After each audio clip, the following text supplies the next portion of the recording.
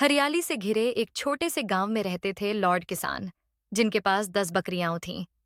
गांव वाले उन्हें प्यार से लॉर्ड किसान कहते थे, क्योंकि वे अपनी मेहनत और समझदारी के कारण बहुत सम्मानित थे।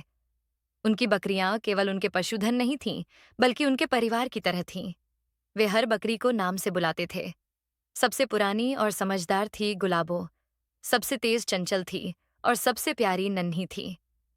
हर बकरी की अपनी एक अलग पहचान और स्वभाव था, जो लॉर्ड किसान के दिल को खुश कर देता था। हर सुबह लॉर्ड किसान अपनी बकरियों को चराने के लिए पास के जंगल में ले जाते, जहां वे ताजी घास खाती और इधर उधर कूदती फांदती रहतीं। लेकिन एक दिन सुबह से ही मौसम थोड़ा अजीब था। आसमान पर घने बादल छाए हुए थे और हल्की हल्की बारिश की बूंदें गिरने लगी थीं। किसान ने सोचा कि आज जल्दी लौट आएंगे, लेकिन उसे क्या पता था कि आज का दिन उनकी जिंदगी का एक खास दिन बन जाएगा। जैसे ही वह अपनी बकरियों के साथ जंगल में पहुंचे, वहां का माहौल थोड़ा सुनसान और डरावना लग रहा था। तभी अचानक से एक भयानक आवाज सुनाई दी।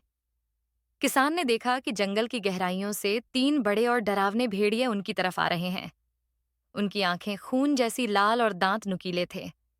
उनकी तरफ बढ़ते हुए उन भेड़ियों ने भूख से भरी गुर्राहट की, जिससे सभी बकरियां डर गईं। बकरियां इधर उधर भागने लगीं। लॉर्ड किसान ने घबराते हुए अपनी बकरियों को बुलाया। गुलाबो, चंचल, नन्ही, सब मेरी बात सुनो, घबराओ मत, हमें साथ रहना होगा। लेकिन डर के कारण बकरियां इधर उधर दौड़ने लगीं। लॉर्ड किसान ने अपनी समझदारी से सोचा कि अगर वे अलग अलग भागेंगी तो वे सब खतरे में पड़ जाएंगी। गुलाबो, जो सबसे समझदार थी, अपने किसान की बात समझ गई। उसने बाकी बकरियों को इशारा किया और सभी एक दूसरे के पास आकर खड़ी हो गईं। लॉर्ड किसान ने देखा कि ये बकरियां उसकी बात मानकर अब एक घेरे में खड़ी हो गई थीं। उसने एक लंबी और मजबूत लकड़ी उठाई और भेड़ियों का सामना करने के लिए तैयार हो गया। भेड़िए एक एक कदम बढ़ाते जा रहे थे और उनकी आंखों में भूख के साथ खौफ भी झलक रहा था। किसान ने दिल मजबूत कर लिया और बकरियों के साथ मिलकर एक योजना बनाई।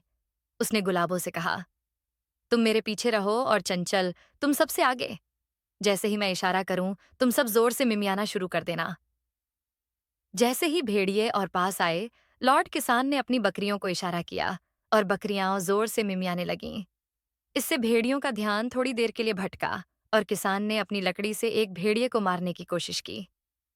भेड़िए ने किसान पर हमला करने की कोशिश की, लेकिन गुलाबों ने बहादुरी से अपने नुकीले सींगों से उसे दूर धकेल दिया।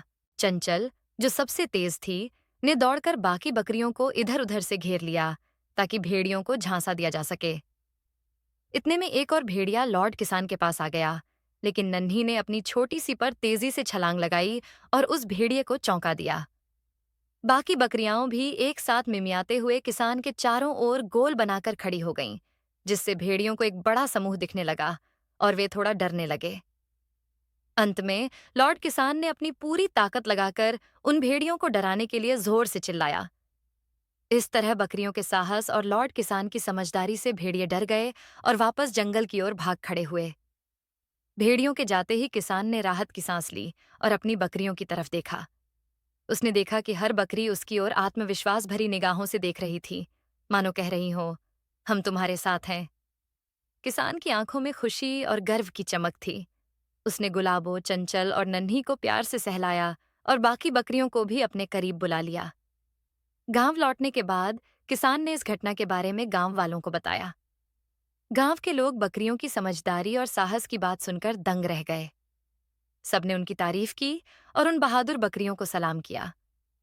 उस दिन के बाद से लॉर्ड किसान की बकरियों की बहादुरी की चर्चा पूरे गांव में होने लगी और लोग उनके साहस की मिसाल देने लगे। लॉर्ड किसान को अपनी बकरियों पर गर्व था।